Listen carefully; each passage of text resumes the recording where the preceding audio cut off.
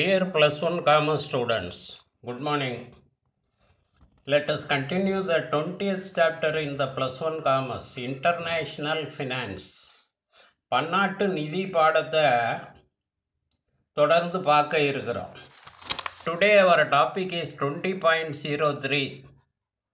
20.03 International Capital Market.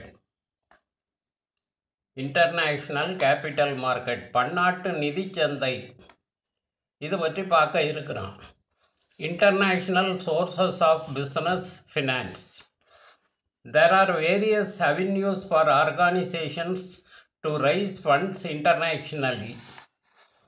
The establishment of Indian economy after 1990s has facilitated many Indian companies to expand their operations beyond the frontiers of India. Many Indian companies are now available to access funds in the international finance market. The various international sources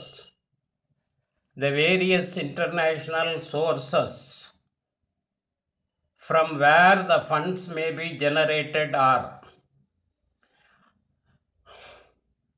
பன்னாட்டு நிதி மூலங்கள். எந்த வழியில் பன்னாட்டு நிதி கிடைக்கிறது, எந்தெந்த வழிகளில் பன்னாட்டு நிதியை நாம் முதலீடு செய்யலாம், வெளிநாடுகளில் நம்மளோட பணத்தை எப்படி முதலீடு செய்யலாம் அப்படிங்கிறத பார்க்க இருக்கிறோம். உலக அளவில் நிதியை திரட்ட ஏராளமான அமைப்புகள் இருக்குது.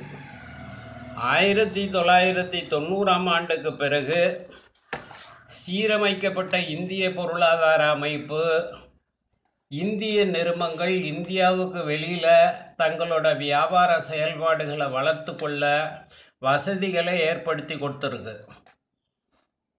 பல இந்திய நிறுவனங்கள் தற்சமயம் தங்களுக்கு தேவையான நிதியை அயல்நாட்டு நிதி சந்தையிலிருந்து திரட்ட முடியுது. பல இந்திய நிறுவனங்கள் தற்சமயம் தங்களுக்கு தேவையான நிதியை அயல்நாட்டு நிதி சந்தையிலிருந்து திரட்ட முடியுது. அதில் சிலவற்றை பார்ப்போம். The first one is commercial bank. Next comes international agencies and development banks. Thirdly, international capital market.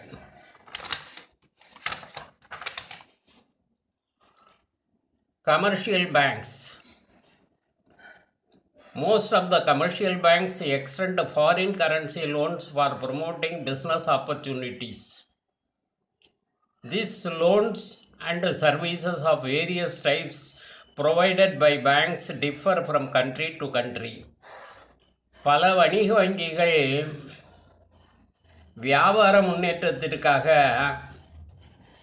அயல்நாட்டு பணக்கடன்களை கொடுக்குது.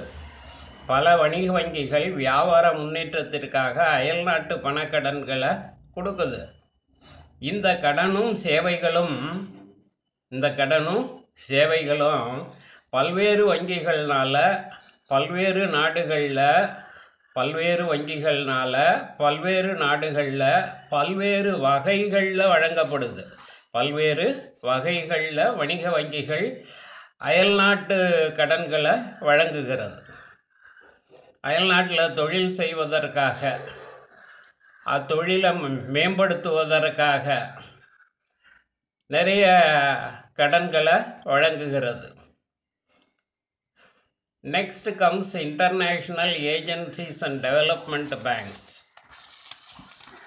பன்னாட்டு முகமைகளும் வளர்ச்சி வங்கிகளும்.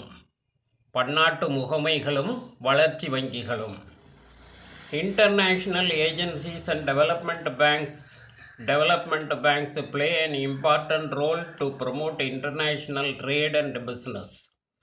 They provide term loans and grants to promote the development of economically backward areas in the world. International Finance Corporation (IFC), Exim Bank, Export-Import Bank, and Asian Development Bank are the agencies operating at international level to meet the needs of international finance. பன்னாட்டு வியாபார வளர்ச்சியில்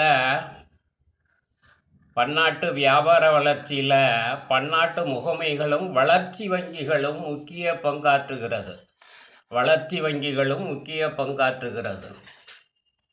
பொருளாதாரத்தில் பின்தங்கிய நாடுகளுக்கு தவணை கடன்களையும் மானியங்களையும் அவங்களோட முன்னேற்றத்திற்காக வழங்கப்படுகிறது. பொருளாதாரத்தில் பின்தங்கிய நாடுகளுக்கு தவணை கடன்களையும் மானியங்களையும் அவர்களோட முன்னேற்றத்திற்காக இந்த வங்கிகள் வழங்குகிறது. பன்னாட்டு நிதி கழகம், ஏற்றுமதி இறக்குமதி வங்கி, அப்புறம் ஆசிய வளர்ச்சி வங்கி, இதெல்லாம் உலகளாவிய முகமைகளாக செயல்பட்டு பன்னாட்டு நிதி தேவைகளை பூர்த்தி செய்கிறது. பன்னாட்டு நிதி கழகம், ஏற்றுமதி இறக்குமதி வங்கி, ஆசிய வளர்ச்சி வங்கி, இதெல்லாம் உலகளாவிய முகமைகளாக செயல்பட்டு பன்னாட்டு நிதி தேவையை பூர்த்தி செய்கிறது. The third one is international capital market, பன்னாட்டு மூலதன சந்தை. Modern organizations including multinational companies depend on sizable borrowings in rupees as well as in foreign currencies. Prominent financial instruments used for this purpose are depository receipts.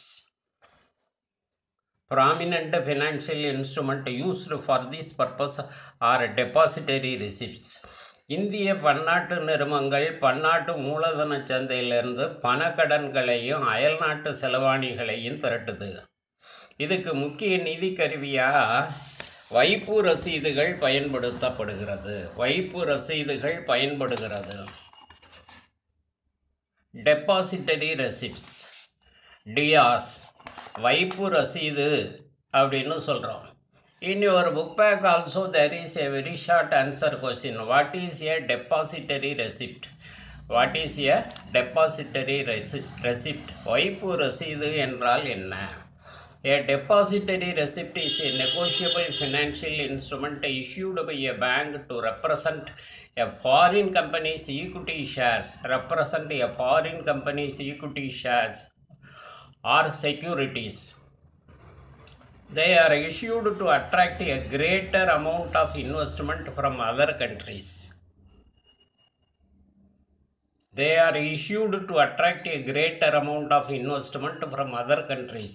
Any foreign investor can invest in a foreign stock directly without worrying about differences in currency, accounting practices, or language barriers, etc. Any foreign investor can invest in a foreign stock directly without worrying about the differences in currency, accounting practices, or language barriers, etc. ஒரு வைப்பு தொகை ரசீது என்பது வெளிநாட்டு நிறுவனத்தின் நேர்மை பங்குகளை வாங்கியதற்கு சான்றாக வங்கி வழங்கும் ஒரு மாற்றுமுறை ஆவணம். வைப்பு தொகை ரசீதுங்கிறது வெளிநாட்டு நிறுவனத்தோட வெளிநாட்டு கம்பெனியோட பங்குகளை, நேர்மை பங்குகளை, ஈக்விட்டி ஷேர்ஸை வாங்கினதுக்கு சான்றாக அந்த வங்கி வழங்கும் ஒரு மாற்றுமுறை ஆவணம். அயல்நாட்டிலிருந்து பெருமளவு முதலீட்டை திரட்டுவதற்காக இந்த மாதிரி வெளியிடப்படுது. வைப்பு ரசீதுகள் வெளியிடப்படுகிறது. எந்த ஒரு அயல்நாட்டு முதலீட்டாளரும் செலாவணி வேறுபாடு, கணக்கியல் நடைமுறைகளில் உள்ள வேறுபாடு, மொழி தடை இதெல்லாம் பொருட்படுத்தாமல் அந்நிய நாட்டு பங்குகளில் முதலீடு செய்ய வைப்பு ரசீது பெரிதும் உதவியாக இருக்குது. Thank you, students.